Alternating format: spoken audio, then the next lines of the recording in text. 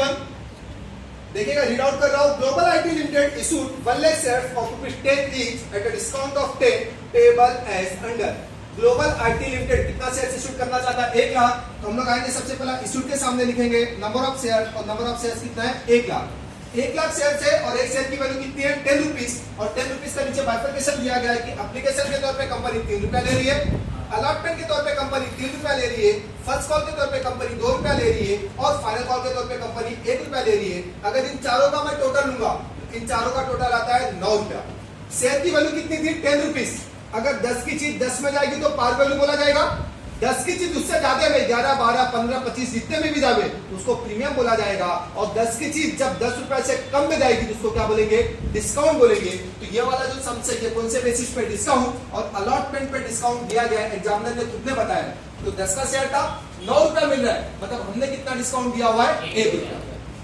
आगे फिर बता रहा है, public apply for 1,20,000 shares and the director made pro rata allotment to the applicant. और यहाँ पे बताया गया कि पब्लिक ने कितना अप्लाई की? 1,20,000। कंपनी 1 लाख शेयर बेचना चाहती है, लेकिन कंपनी के पास खरीदार एप्लीकेशन कितने का है? 1,20,000 का। तो ज्यादा से ज्यादा कंपनी कितने लोगों को शेयर दे पाएगी? 1 लाख लोगों को। और नहीं समझ में आता है तो विच एवर इज लेस, इन दोनों में जो सबसे स्मॉलेस्ट अमाउंट होगा हम लोग उसको बेस मान लेंगे। फॉर्मेट आप लोगों को पता है, बस अपने को याद रखना। इसके बेसिस पे मैं फिर से बताता हूं। कंपनी 1 लाख शेयर इशू करना चाहती थी, एप्लीकेशन 1,20,000 लोगों का आया, मतलब इसको हम लोग कौन सा केस बोलेंगे? Over subscription. अगर अंडर सब्सक्रिप्शन का मतलब ये होता है कि 1 लाख लोगों ने अप्लाई किया था, 80,000 लोगों ने एप्लीकेशन दिया, तो उसको हम लोग अंडर सब्सक्रिप्शन बोलेंगे। लेकिन 1 लाख लोगों ने, कंपनी 1 लाख शेयर देना चाहती थी, 1,20,000 का एप्लीकेशन आया, ये कौन सा केस कहलाएगा? Over subscription. ओवर सब्सक्रिप्शन कितने लोगों ने किया था? 20,000 लोगों ने। कंपनी के पास दो पॉसिबिलिटी है। अगर एग्जामिनर ने बोल देता था कि भाई जिन लोगों को शेयर अलॉट नहीं हुआ उनके पैसे को रिटर्न करो, तो हम लोग रिटर्न करते थे। लेकिन एग्जामिनर ने प्रो रेटा बेसिस का इस्तेमाल किया, तो इनके पैसे को क्या करना पड़ेगा? एडजस्ट करना पड़ेगा। याद रखिएगा, हर एक की 2 एंट्री आएगी। सबसे पहले हम लोग क्या करेंगे? एप्लीकेशन मनी रिसीव करेंगे, और एप्लीकेशन मनी रिसीव करने के बाद हम लोग क्या कर देंगे? इसको ट्रांसफर करेंगे। इसके बाद यहां से लेकर यहां तक 2 एंट्री आएगी हर एक की। सबसे पहला कॉल ड्यू करेंगे, और ड्यू करने के बाद कॉल हम लोग क्या करेंगे? रिसीव करेंगे। फॉर्मेट आप लोगों को पता होना चाहिए। ये डेट कॉलम है, ये पर्टिकुलर्स, ये एलएफ लेजर फोलियो, ये डेबिट कॉलम है, और ये क्रेडिट कॉलम। आएंगे, टाइटल लिखेंगे इन द बुक्स ऑफ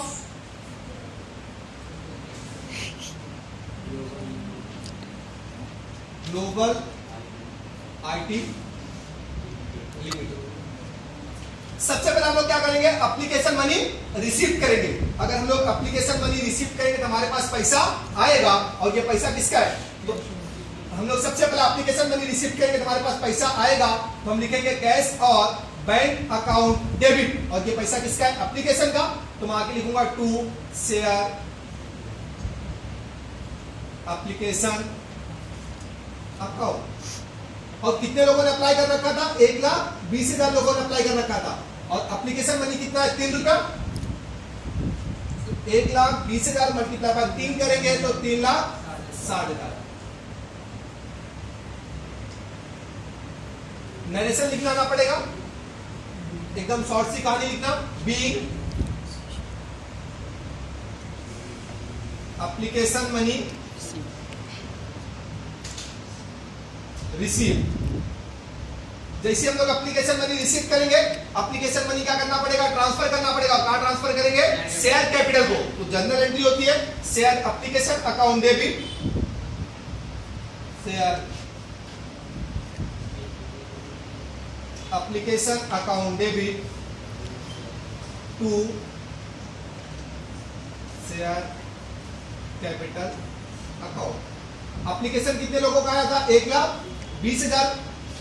3 के हिसाब से 3,60,000। लेकिन कंपनी शेयर कैपिटल कितना इशू करेगी? सिर्फ और सिर्फ 1 लाख इंटू 3। ये कितना पेटी हो गया? 3 पेटी हो गया। मतलब 20,000 शेयर्स को कंपनी क्या करेगी? एडजस्ट करेगी। और एडजस्ट कहां करेगी? अलॉटमेंट पे। तो हम लोग आगे लिखेंगे to share allotment account.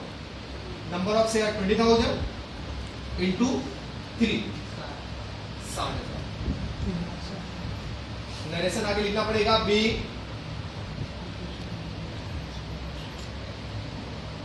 Application money transfer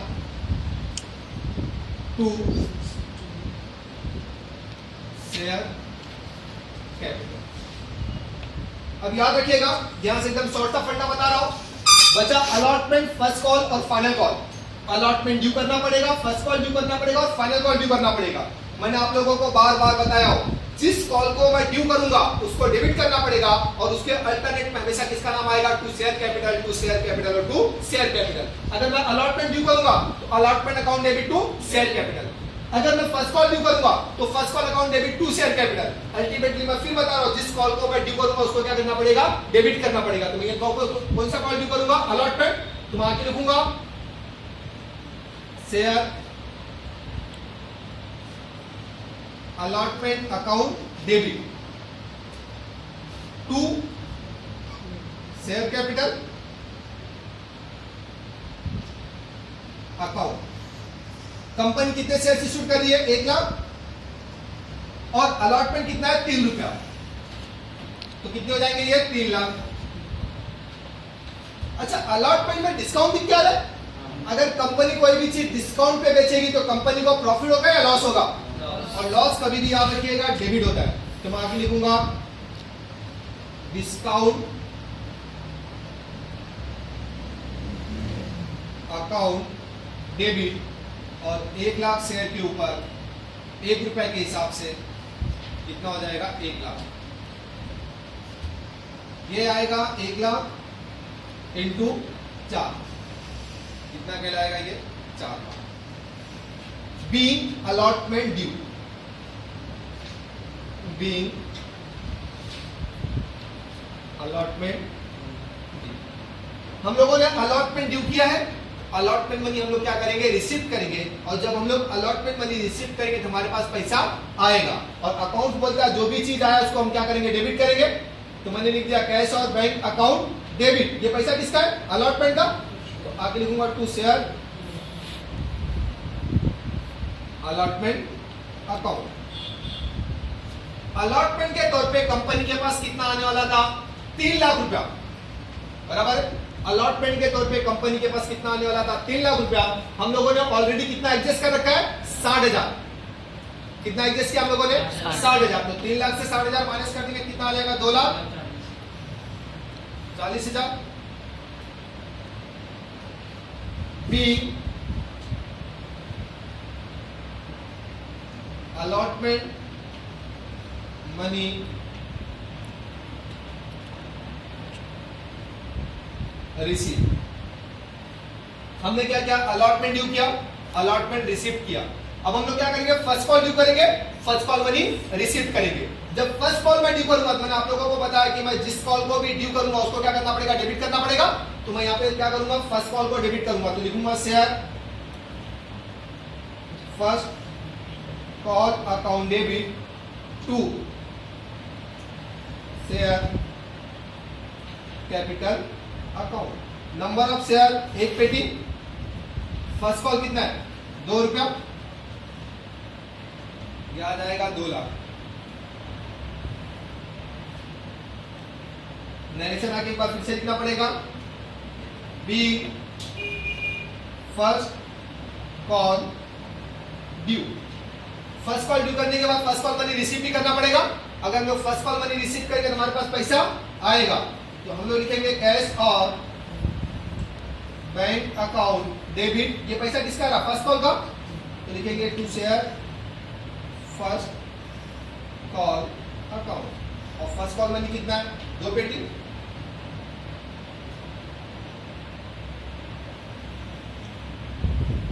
direction लिखना पड़ेगा, be first call money receive, be first call money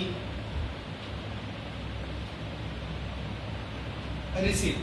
जैसे हम लोग फर्स्ट कॉल मनी रिसीव करेंगे तो हम लोग किसके पास पहुंच जाएंगे, फाइनल कॉल के पास। और फाइनल कॉल क्या करना पड़ेगा, ड्यू करना पड़ेगा। और मैंने आप लोगों को बार बार बोला, जिस कॉल को मैं ड्यू करूंगा उसको क्या करना पड़ेगा, डेबिट करना पड़ेगा। तो आगे लिखूंगा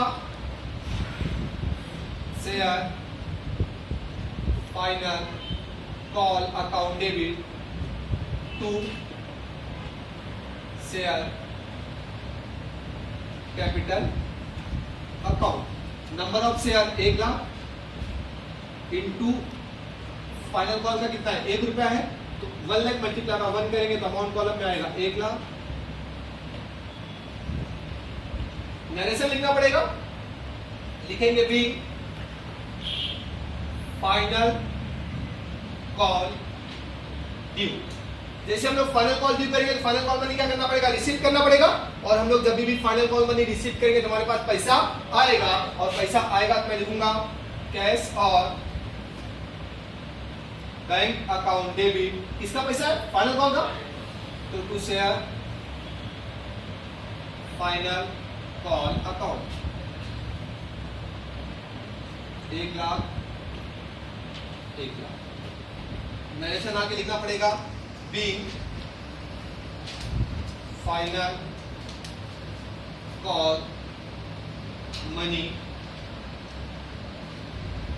रिसीव, और यहाँ पे आपका सम क्या होता है।